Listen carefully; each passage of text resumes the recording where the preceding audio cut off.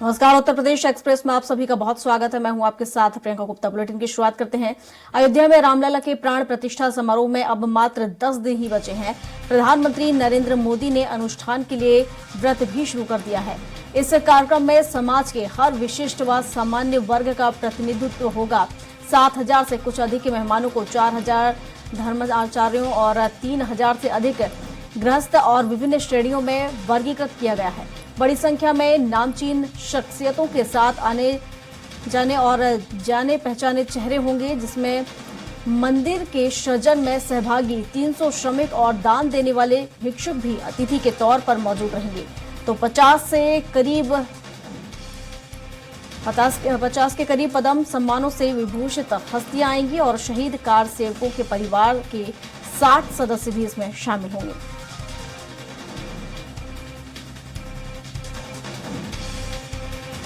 तो शहीद कार सेवकों के परिवार भी आमंत्रित हुए हैं। अयोध्या में रामलला प्राण प्रतिष्ठा समारोह कुछ ही समय शेष बचा है। 22 जनवरी जब श्री रामलला का प्राण प्रतिष्ठा समारोह किया जाएगा। पूरे देश विदेश की निगाहें इस दिन पर टिकी होंगी। काफी ऐतिहासिक ये दिन रहने वाला है, जिसको लेकर काफी उत्साह देखा जा रहा है और इसको लेकर तमाम तैयारियां की जा रही हैं ताकि आने जाने वाले लोगों को परेशानी ना हो। और इसी के साथ कई विशेष लोगों को आमंत्रित भी किया जा रहा है, जिसमें सभी वर्गों को साधने के लिए और सभी धर्म के लोग इसमें शामिल होंगे। और इस पर विस्तार से जानकारी के साथ हमारे साथ उत्तर प्रदेश के संपादक राघवेंद्र त्रिपाठी जी जुड़ चुके हैं। राघवेंद्र जी, श्री रामलला की प्राण प्रतिष्ठा 22 जनवरी को होनी है, समय नजदीक है। क्या कुछ तैयारियां, किस तरह से विशेष सजावट यहां पर की गई है?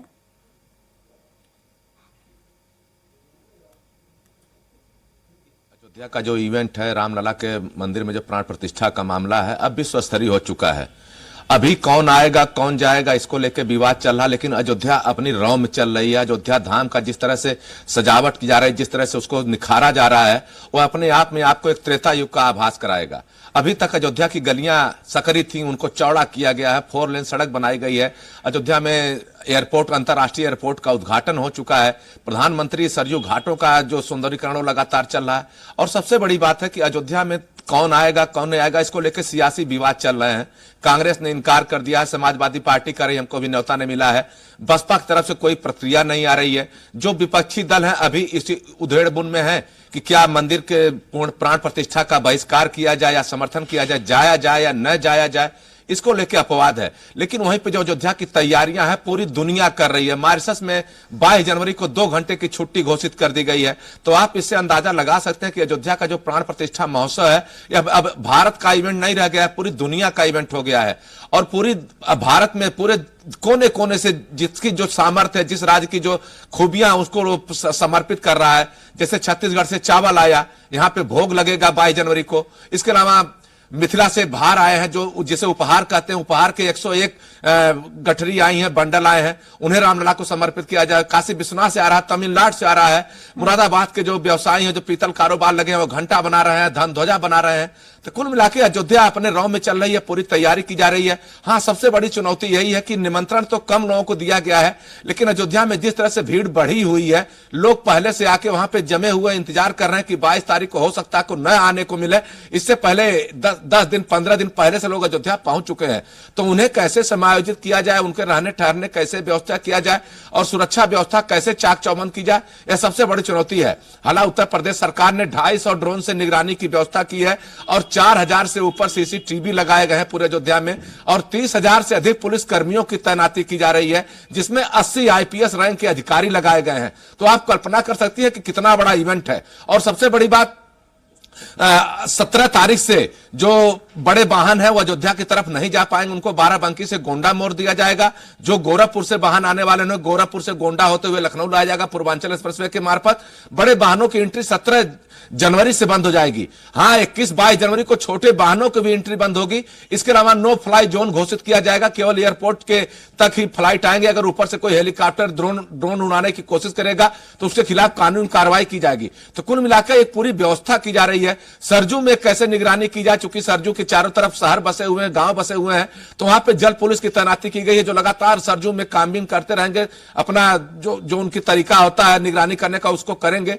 इसके अलावा सेना के जो हेलीकॉप्टर उनको मुस्तैद रखा जाएगा, ताकि कोई ऐसी आपदा आती है तो उनकी मदद ली जा सके। तो कुल मिलाकर पूरा देश इसमें इन्वॉल्व है। और सबसे बड़ी बात, जो कारीगर 30 साल से अयोध्या में रामलला की शिलाओं पर अपनी कारीगरी दिखा रहे थे, उसको तराश रहे थे, उन मजदूरों को भी आमंत्रित किया गया है। जिन भिक्षुओं ने अपने भिक्षाटन से पैसा इकट्ठा करके राम मंदिर को चंदा दिया है, ऐसे भिक्षुओं को भी बुलाया जा रहा है। वीआईपी तो आ रहे हैं, अमिताभ बच्चन, रजनीकांत, विराट कोहली जैसे तमाम वीआईपी आ रहे हैं, तमाम बड़े राजनेता आ रहे हैं, तमाम धर्माचार्य आ रहे हैं। लेकिन जो सबसे निचले स्तर का वर्ग है, जो सबसे मजदूरी में लगा वर्ग है, जो भिक्षाटन लगा वर्ग है, उसे भी बुलाया गया है। बनारस से राजा डोम को भी बुलाया जा रहा है, निषाद राजगुहा चित्रकूट से आ रहे हैं। तो कुल मिलाकर जो रामायणकालीन स्थितियां थी उन्हें दर्शाने की कोशिश की जाएगी। हाँ, इतना जरूर है, कुछ लोगों को शिकायत है कि उन्हें निमंत्रण नहीं मिला है, लेकिन सुरक्षा कारणों को भी देखा जा रहा है कि ताकि वहां पर ऐसी कोई अव्यवस्था न हो जिसका दूरगामी परिणाम हो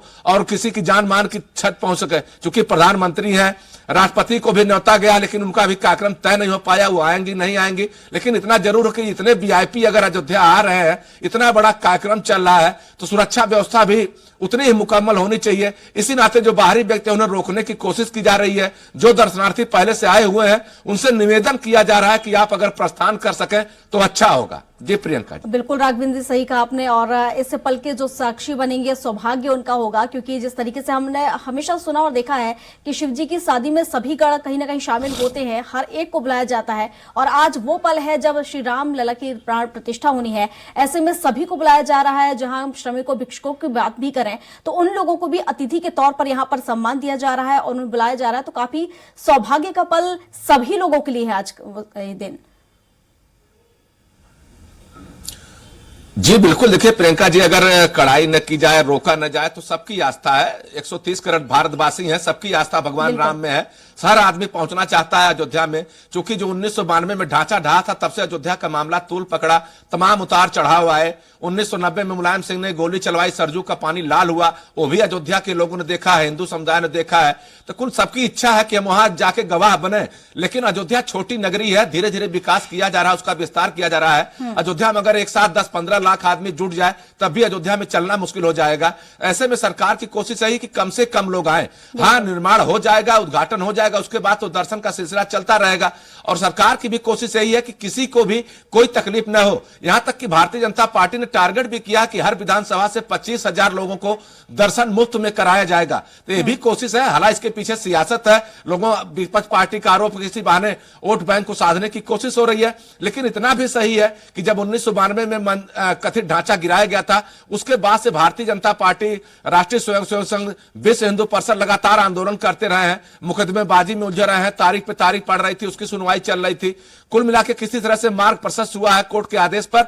अब हिंदू समुदाय की भी आस्था है कि वहां जाएं, लेकिन सरकार की भी कोशिश यही है कि कम से कम लोगों को आने दिया जाए, ताकि जो सुरक्षा व्यवस्था है, बाकी जो इंतजाम है, वह नाकाफी न पड़ने पाए। और सरकार की भी कोशिश यही है कि जो हिंदू हैं उन्हें किसी तरह से आहत भी न किया जाए, कोई बल पूर्वक न किया जाए, उन्हें कोई किसी तरह से डांटा फटकारा न जाए, ताकि चूंकि सबकी आस्था है, यहाँ पे प्यार से ही समझाया जा रहा है। मठों को, मंदिरों से कहा गया कि आप बाहरी व्यक्तियों को अपने यहाँ न ठहरने दें, उन्हीं लोगों को ठहरने दें जिनके पास उनका आधार कार्ड हो, जिनको जानते हो। तो कुल मिलाकर सुरक्षा कारणों से भी रोकने की व्यवस्था है। इतना जरूर है कि 22 जनवरी को जो अयोध्या का जो नजारा होगा वह देखने लायक होगा। जिस तरह से धर्मपथ को, रामपथ को, अयोध्या धाम स्टेशन को, एयरपोर्ट को, इसके अलावा जो 4 लेन सड़क थी उसको, अयोध्या से साकेत जाने वाली रोड को, रामलला हनुमानगढ़ी जाने वाले मार्ग को जिस तरह से सजाया गया है, कोई दीवार ऐसी नहीं बची है जहां पे भगवान राम के भित्र चित्र न उकेरे गए हो। ऐसा कोई घर नहीं है जिस घर की रंगाई पुताई न कर दे। कोई लगता है कि त्रेता युग में भगवान राम दोबारा आने वाले हैं, लंका से राम का वध करने के बाद अयोध्या पहली बार आ रहे हैं। है भी मामला ऐसा है, चूंकि रामलला अभी तक तंबू में थे, किसी तरह से मंदिर बना है, अब मंदिर ऐसा बना है, महोत्सव है और तमाम तैयारियां की जा रही है। देश विदेश में भी निगाहें टिकी हुई हैं इस दिन को लेकर। काफी ऐतिहासिक ये दिन रहने वाला है। फिलहाल शुक्रिया आपका तमाम जानकारियों के लिए।